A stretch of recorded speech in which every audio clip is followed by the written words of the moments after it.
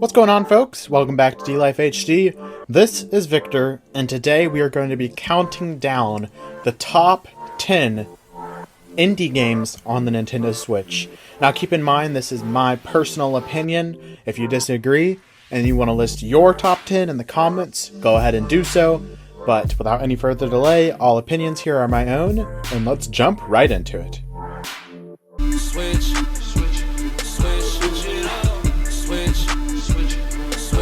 it up. I was a worker, had to upgrade to a boss. I had to switch it up. Used to live in the hood, but had to upgrade to a loft. I had to switch it up.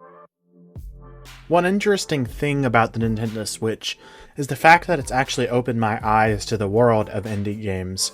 I've seen so many of these titles thrive on the platform, and previously I probably would not have even given them the light of day. So I'm really excited to bring you this comprehensive list of the definitive top 10 indie games on the Nintendo Switch. Coming in at number 10, we have My Friend Pedro. This is one of two Devolver Digital games that will actually appear on this list. I've really enjoyed the games that they have put out, and this is a side-scrolling shoot 'em up of a sorts. It's really interesting because it's super quirky and pretty violent. The main protagonist that you play as is just really there to sling guns and hang out with his friend Pedro, who is indeed a banana. It's very interesting and unique, and it has its own time slowdown mechanic that allows you to shoot with precision. You're going to use both sticks in this game. It's actually pretty complicated, especially for a 2D side-scrolling game. Coming in at number 9, we have Hades. Now, many people are going to be frustrated because Hades is really the only roguelike game on this list that I've created here.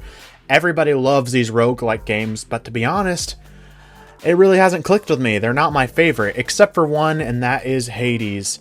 Hades is a game where you see yourself trying to escape the pits of the underworld, and you'll just go, and every single time you will die, but you will respawn and you'll get another go and see how far you can make it.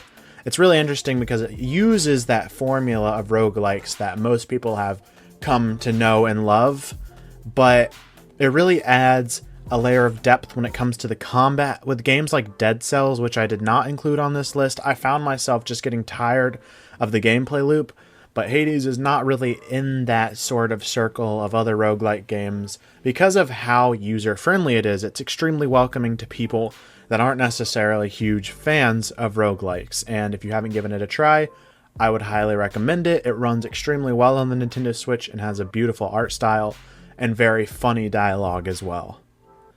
Coming in at number 8, we have the other Devolver Digital game, Katana Zero. Well, I made it sound like it was the only of the two Devolver Digital games. They have a lot of games, and I would recommend them all. But Katana Zero is probably the most violent game on this list. It is very precise, and its combat style, its gimmick is centered around the fact that you only have one health, or one life. You get hit one time, you're dead. And if you hit another enemy one time, they're also dead. And so you'll see yourself running through the same exact level designs over and over again until you get it exactly right. And it's very snappy. It's not like you have to wait through a super long load screen every time you die. Every single time you die, you just reset. And it makes you seem like you're looking into the future, because after you complete each individual room, it goes back and plays a replay of what you just did. So it's sort of like the assassin that you're playing as is looking into the future and saying, all right, what's going to work? And you might do a run and die. You might do another run and die. And he'll tell himself, all right, if I do it that way, I'm going to die. Until finally you figure out how to get to the end of each screen. And then he says, all right, that way is going to work, because you end up killing everybody on screen and making your way past. It's got also very funny dialogue. It's a very dark humored game, but at the same time, all the characters are lovable in a bad kind of way. But I would recommend it, especially if you are a mature person, because this game is definitely not for kids. Coming in at number 7, a more wholesome game, Celeste. Celeste is one of the greatest experiences I have had on the Nintendo Switch as an isolated thing. I played it one time, I didn't worry about any of the extra collectibles, and I don't think I'm ever going to go back and give it a second go. I put maybe 15 hours into it in order to complete the main campaign because I am terrible at video games, and this is a very difficult game. It's very emotionally demanding, but in a wholesome way.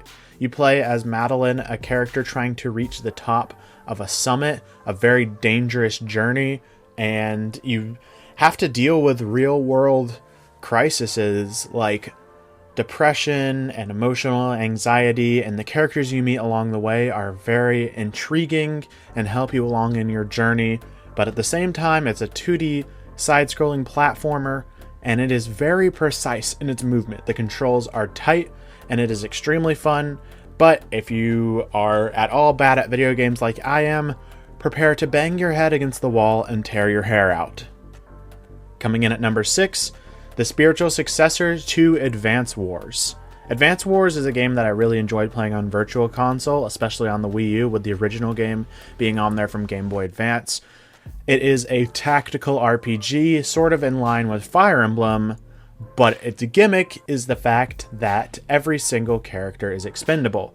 And guess what? Wargroove, number 6 on this list, is literally a copy and paste version of Advance Wars, but set in a medieval environment.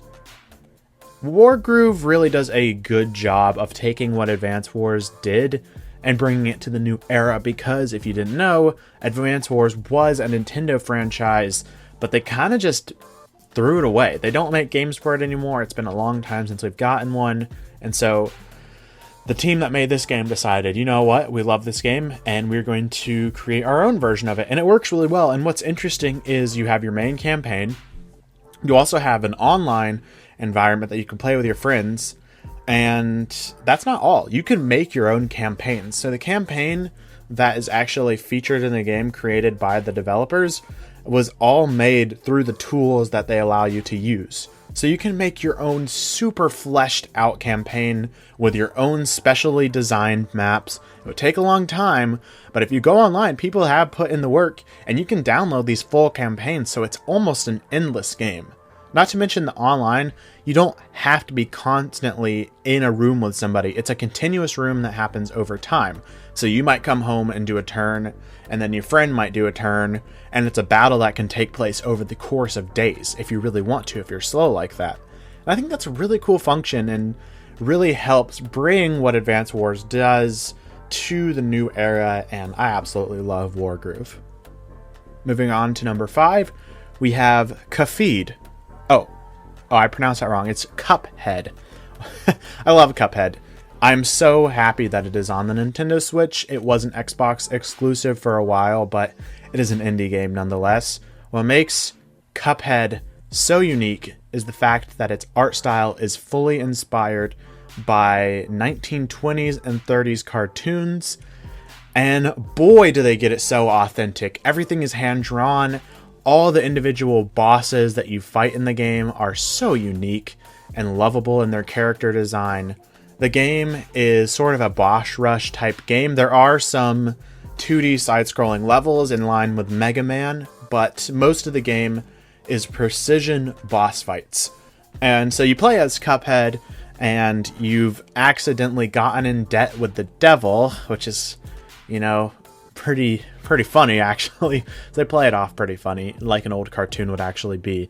And so you're going out and you're defeating all these other bosses that are in debt with the devil, so the devil can let you loose. And so, like other games on this list, it is very difficult. Probably the most difficult game on this list, if I would have to say. I have never beat it, I must be honest, but I have a younger brother who absolutely loves it, and he's actually gotten to the final boss. I don't know how, because it is very difficult. But that feeling when you finally get past a boss after all the muscle memory that you've put in, the controls are so tight, you just feel such a rush of happiness because the game is difficult. But when you actually get past the milestones that the game sets for you, you know, that's some of the best feelings I've ever had coming from a game. Coming in at number 4, we have Oxenfree. Oxenfree is sort of in line with a Telltale game. It's completely story driven, and you have to make decisions when it comes to speech and that sorts of things. So you follow a group of teenagers that have decided to host a party on an abandoned island, and I've only played through it one time, and that was 3 years ago, but it just sticks out in my memory so much, and I love it. There's a lot of interaction that happens in the game, but the main purpose of the game is to uncover the mystery of the island as you and your friends who came there just to have a good time get separated, deal with strife amongst each other, and have to crack the real mysteries of the abandoned island. Oxenfree is a standalone experience up until recently when they announced Oxenfree 2 at a Nindy World Direct, and I am extremely excited to see where this franchise goes, because I thought it was a one and done, but now we're getting a sequel. Moving in at number 3, this one might surprise some people. I am actually a very big fan of the Five Nights at Freddy's franchise, and so number 3 is Five Nights at Freddy's 2. This game was not originally released on the Switch, but almost all of the FNAF games were ported over relatively recently. I remember playing this game so much. 7 years now? 7 years ago. Wow. It seems like it was just yesterday. But yeah, for those who for some reason were living under a rock and didn't ever hear of Five Nights at Freddy's, it is a horror game or a thriller type game inspired by Chuck E. Cheese, where the robot animals or animatronics come alive and try to attack you, the night guard.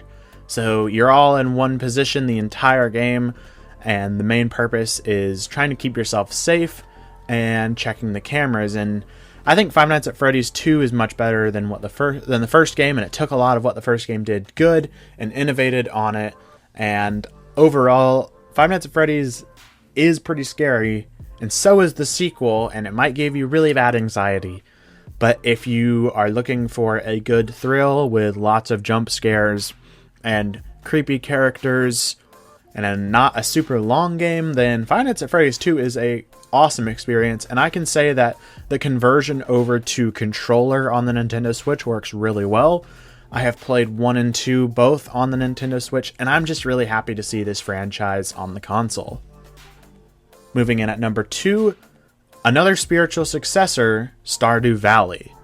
Stardew Valley is a genre game that I don't normally play. It's sort of in this farming simulator life interaction type thing, and things like Animal Crossing and Harvest Moon, they're not really my favorite types of games, but Stardew Valley is just huge. It's giant, and I've seen it explode in content even a couple years ago when I even bought the game. I mean, it's got combat, it's got farming, it's got interaction, it's got a lovable community. It's just this great escape from life, and I really love it. And also I have good memories of not only playing it with myself, or by myself, but also with my younger brother, who I mentioned earlier, who plays Cuphead. He's a big indie guy, I guess. Playing Stardew Valley with him has absolutely been a blast. It works really well in multiplayer. When I first played Stardew Valley, it was sort of just farming alone, but now it works in multiplayer super well and online. And everybody knows this game. I don't have to go into extreme detail about what makes it great, but I wanted to say it's really high on my list because I think it is fantastic and very welcoming for people who don't necessarily like those simulator type of games.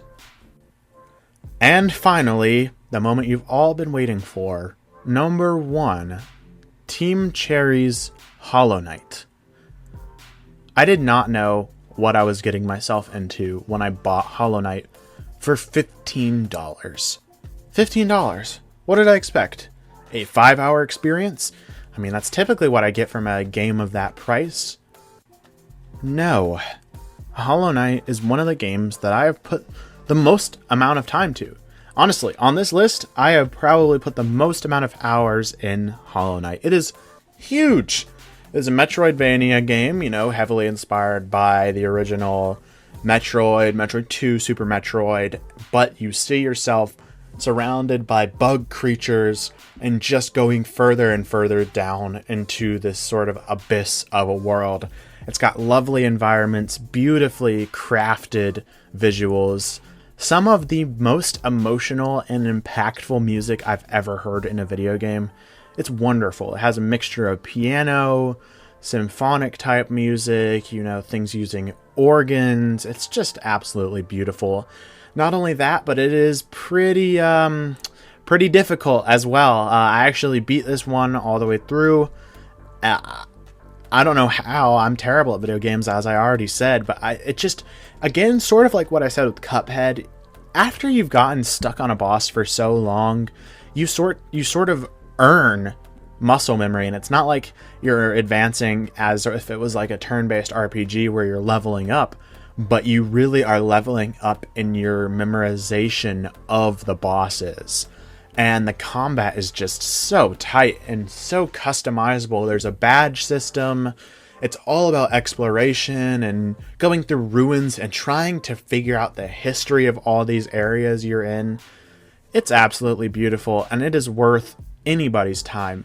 I think it is the best value when it comes to money per time you'd spend on a game and per content. It might not necessarily be your style of game, but if you have $15 to spare, you might even have $15 in gold coins on your Nintendo Switch. Play Hollow Knight. Even if it's just for a couple hours, it's well worth the experience. And I can't believe they're pricing the game at $15. In addition, we are getting a sequel to Hollow Knight. A sequel, yay! It is going to follow another character in the game. It's going to be called Silksong. We got a couple trailers for it in Nintendo Directs and Indie Worlds and whatever, but now Team Cherry's sort of gone silent on it, so we're a little bit confused as to what's going to happen next with this franchise, but Team Cherry had a hit with Hollow Knight, and it absolutely deserves my love. Absolutely a top 10 overall Switch game for me, and the best indie game on the console. Alright guys, thanks for watching. Let us know in the comments down below what you thought of this video. We love talking to you guys.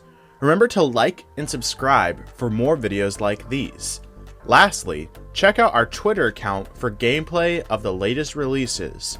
But most importantly of all, remember to always stay one up.